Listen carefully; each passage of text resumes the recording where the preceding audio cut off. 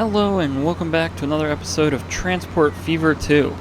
We're here at the cargo hub where the first part of this episode is going to take place, where we will be rebuilding the train depot that we got rid of in the last video. And then for the rest of this video, we'll be reworking the Albuquerque bus station situation and maybe taking a look at some of the resources that are bringing, or the industry is bringing in resources to the cargo hub. And so coming back to our cargo hub, I think we have enough space sectioned off here where we can get a pretty nice train depot / maintenance area figured out. We're just going to come through and flatten out the area just to make sure that we have the space that we need. But now that we have this all straightened out, we can come in, find our train depot, and we'll want to line it up with our cargo hub just so everything's sort of on the same angle. And so thinking about where best we want to place this, I think we want to give it some space, so I'd say probably about here is enough, because we are going to cover it with those warehouses that we had before. And so what we'll have to do is line this up pretty well with the depot so that works. And then we'll get another one placed right about there, although there's a bit of a space that we don't really want. Alright, so in the end, I think a design like this is actually a little bit better.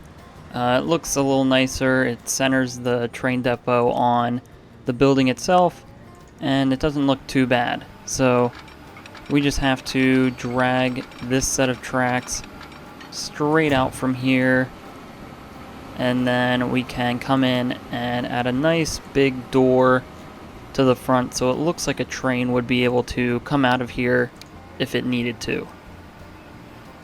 So now that we have that set up, we need to pretty much design the tracks around the rest of this area, and there's a couple of ways we can go about doing that. Alright, and so I think to come out of the train depot, we'll come out like this. I'm not sure why it raised up the land here, but I guess we'll keep it like that.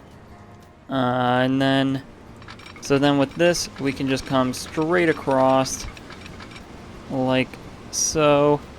And then we'll also bring our old set of tracks. So coming off of here, we'll bring these straight out if we can get it to snap properly.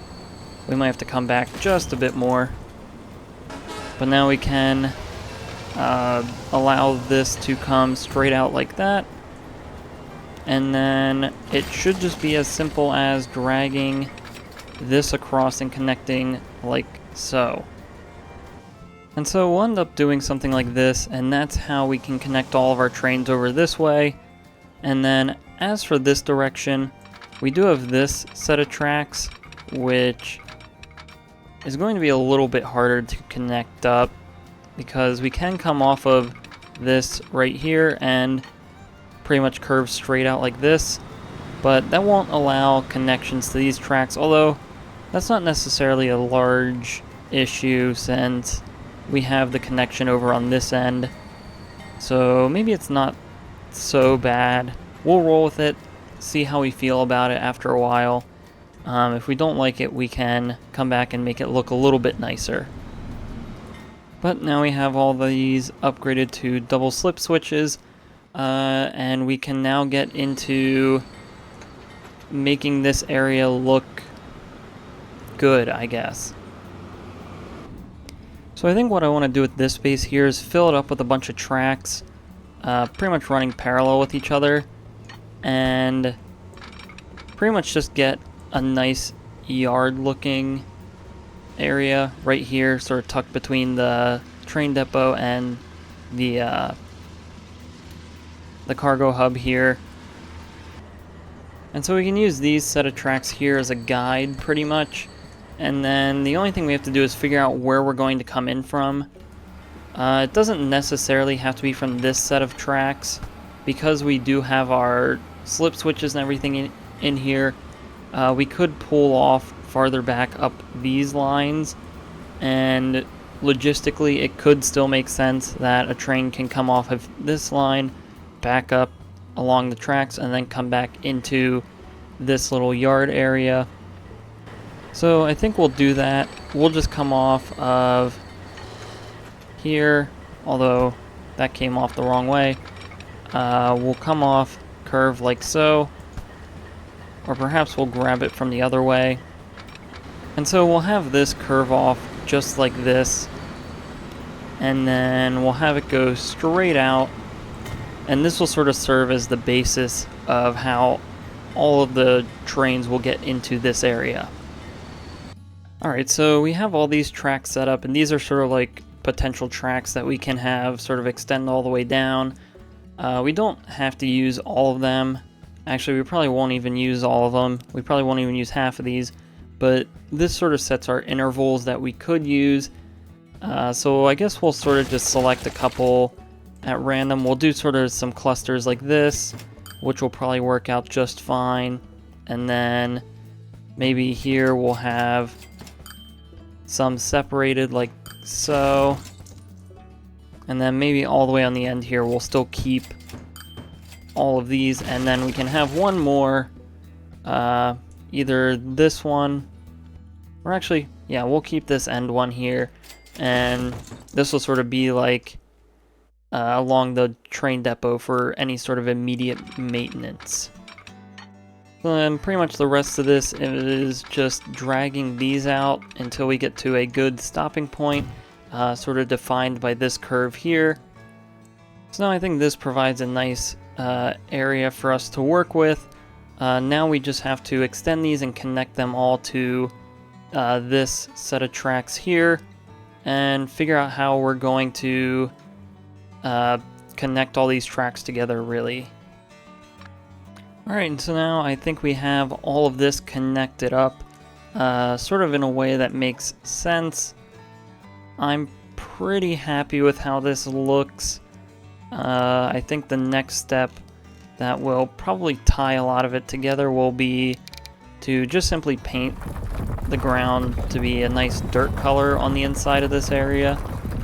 So I'll just trace this around. We'll follow the inside of these tracks here. And so I think this nice dirt color sort of ties it all in and sort of signifies where the, I guess sort of where all the maintenance stuff happens. I think the dirt would make sense. I think we'll lower the strength of this a bit and sort of scatter it about along all of this area and in here. So we do get some dirt, but not, or some grass popping through, but not too much through all of this area. Alright, and so now I think we're at the point where we can start adding in some details. We'll get some trains lined up along here, some other things maybe laying around on the dirt and whatnot, and then I think that ties up this area pretty well. Alright, so here we are with some of our train engines, and we can really just place these around as we like. Pretty much as well as wagons, so we can pretty much build whatever train we want in this area and just fill our platforms with these. Alright, so I think this will do it for our trains and car assets. I think this fills out the area quite nicely, so we'll get a little bit of ground assets placed around here, just some junk and other things to give it a bit of life, and then I think that'll really be it. We'll smooth out the edges here so we don't get this cliffside, and then we can move over to Albuquerque. Alright, so we have a few of these ground assets placed. I'm not exactly sure how else to best fill out this area. I suppose we could always just put in more tracks if we feel we need to fill it up more, but I'm pretty happy with how it looks now. So we'll just come through with our smooth tool, lower our brush size, and then we can pretty much just go around and smooth out all of these edges. Alright, so I'm pretty happy with how this came out, especially with how the trees sort of close it all in. This no longer feels like a wide open section of land. It feels pretty closed in to its sort of own boundaries. So I'm happy to leave this, and we will move on from here. So coming back over to Albuquerque, really our main issue is we don't have a fully fleshed out trains or a bus station anywhere, so I think what we're gonna try to do is we could grab probably one of these, and it looks like it just barely won't fit in here. Maybe we can slide down farther. Alright, so it doesn't look like we're going to be able to get it to fit between here and our train station. However, I do think we can get this to fit pretty well right in here. So we'll try to give it a bit of space. We'll also try not to destroy any buildings. But we'll get this placed right about there. That gives enough space to the left and right. For the intersection spacing, it is still connected to this train station, which is what we wanted, and now we can pretty much have two separate loops functioning in Albuquerque. And so just taking a quick glance at how the city's sort of shaped, I think our best course of action will be to have one loop that sort of covers this upper area, and then another loop that covers this lower area, and then they can sort of share this main road, so that provides a lot of opportunities for crossing over of our lines, and then same for getting to the train station. This bus station will still be part of both loops when we do that. So let's start by grabbing this line. Actually, I think we'll want to redo some of our stops now that we're gonna pretty much be starting from scratch again. We'll delete all of our bus stops just so that we're coming into this with a clear frame of mind. Alright, now that we're completely cleared out of bus stops, let's go around and put them back in. So we'll start with our upper loop here. Obviously it's going to be starting down here at this train station, bus station area. But I think we'll come off and we'll start here, right on this big road, right before it splits off and comes up to this area. Alright, so I think we have our upper loop, and we'll use the existing buses that we have. We'll remove all these and start fresh from here. So we'll come up and all the way around in a much neater, cleaner loop like so. So that looks like that worked out. We'll just have to come in, grab the opposite direction, remove these, add these stations back in, and I believe that should be good. So then we just need to place our bus stations or bus stops down in this area and over here, and we should be good to hopefully leave the city of Albuquerque with all of this. Alright, so now we have our lower loop done. We just need to now find our nearest road depot, which I believe is this one here. We'll get some new buses going and have these lines set up and running. Alright, and so now we have all four of our bus loops set up in Albuquerque. Hopefully this will get a lot more people around the city and where they need to. We already see a couple of people starting to pop up on these stops, so that's good. Will take a little bit for our buses to come from up here and make their way down into the city, but as we can see, buildings are already starting to pop up in this newer area, and hopefully soon it will be completely filled in. So we still have a good amount of traffic trying to enter Winston-Salem, and it's really starting to get a little hard to fix or solve or figure out what's causing this. And really, I think the last thing that I can think to maybe do is to add the bus lane to this road all the way across the bridge here, because we do have a very large amount of truck traffic that keeps coming across this bridge, and I think maybe that's holding up our private transportation as they come across and into the city, because as we can see here, there's really not any traffic once we get past this intersection. So the only two ways I can really think to solve that is to maybe get rid of this road, which that's not a terribly bad idea, but I'm not completely sold on it since this is still a good amount of space. So we'll give this bus lane a shot. I think maybe just because we have so many trucks and buses coming in across this bridge, and they're not really coming across in other places, I think this will help get a lot of these people where they need to get to. And then traffic over on the Albuquerque end entering the city is pretty much gone at this point, so that's pretty exciting to see. We occasionally get traffic jams here, but this is a fairly busy intersection. And now let's just take a quick look over all of the sort of bigger picture of the map, traffic layer, and we can see things are pretty much finally back under control. Nothing's going too crazy, nothing's really stuck anywhere.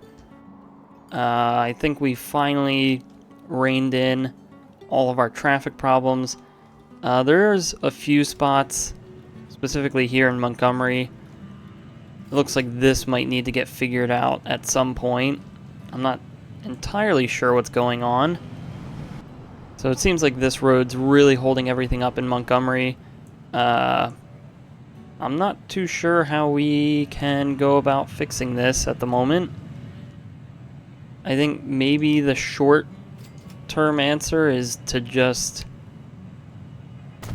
do a 4-lane road all the way down this hill. So now we have this 4-lane road pretty much where all of our traffic was. I'm not too sure how much of a help that will end up being, but it does seem like Montgomery might need to be our next area of interest in terms of fixing traffic. So we'll have to keep an eye on it and see how things keep rolling. And over here in Downey, we do still have some traffic caused by this intersection. I'm not exactly too sure how we're going to really end up handling this.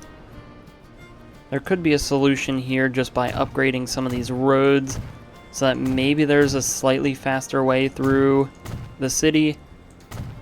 I'm not entirely sure on that one because it is looking like it's going to end up backing up how it did before, which is almost definitely what we don't want to end up happening, but I really don't know of a much better way to get rid of some of this traffic. However, I think that's where we'll leave this video off, so if you enjoyed this episode, please like and subscribe. If you have any suggestions or feedback, leave a comment below. Thanks for watching, and have a great day.